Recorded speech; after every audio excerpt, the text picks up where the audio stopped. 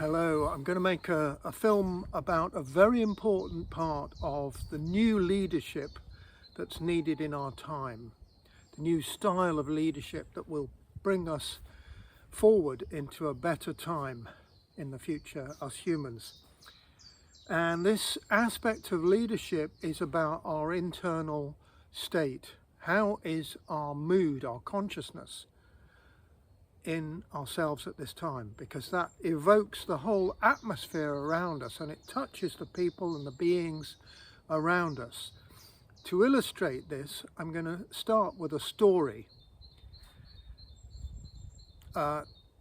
Many years ago, I was living in a place with my son, young son, and I used to walk him to school every morning. And we would walk down between some houses. It was out in the countryside. It was kind of a cobbled street.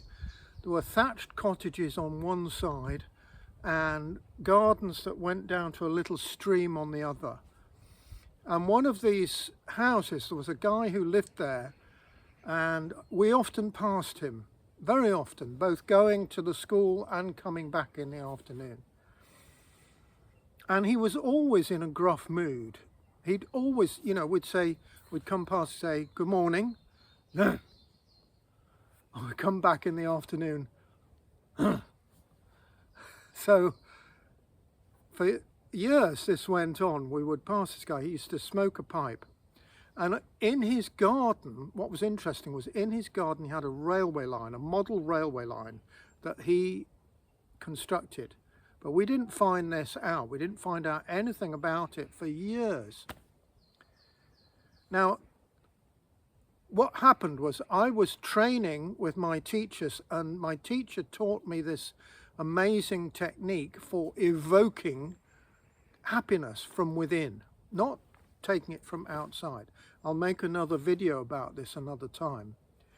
But I was working with this a lot and working with my inner state of happiness. And without really changing anything in the external, I just said good afternoon, he suddenly responded in a much more friendly way. And he actually told us a lot about the railway line and how he was working on it. He was an engineer. It was his interest was to engineer this. He used to make the rails and everything. Now that came partly from changing the atmosphere around me, and it changed the atmosphere of what came back. And somebody yesterday, she asked me, what is evocative leadership? And I told her one of the principles of evocative leadership is that we're evoking from within. So we're working on our interior state first, and knowing that that affects the field around us, the people that we're leading. Sometimes we need to evoke more trust. Sometimes we need to evoke more rest and caring. Sometimes we need to evoke more courage.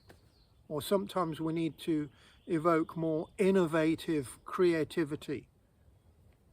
If we start by shifting our own internal state, and it takes practice, but we all know how to do it actually. We can all do this, but it does take practice to get better. Then we do that first, then we start to create it in the field of people around us. As somebody said, the success of the intervention depends on the interiority of the intervenor. So we can shift in many ways with our breath practice, or with our thinking, the way we're thinking about things, even with images. Like image something that makes us feel happy, that can begin to create happiness within us. With music, with song, with our body posture, just shifting our posture actually changes our energy state of consciousness. So learning to lead the self first is part of the new leadership, and it's really important. All of us need to learn more about how to lead from within, how to lead ourselves, Because when we're in a state, for example, a state of oneness with the universe, then almost everything that we do, everything that we say and do and even think, it brings that vibration, that energy into the world. If we're in a state of separation and battle and fighting, then we're going to be touching the world with that energy.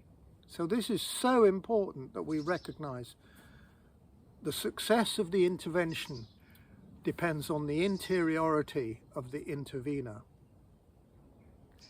Thanks for watching.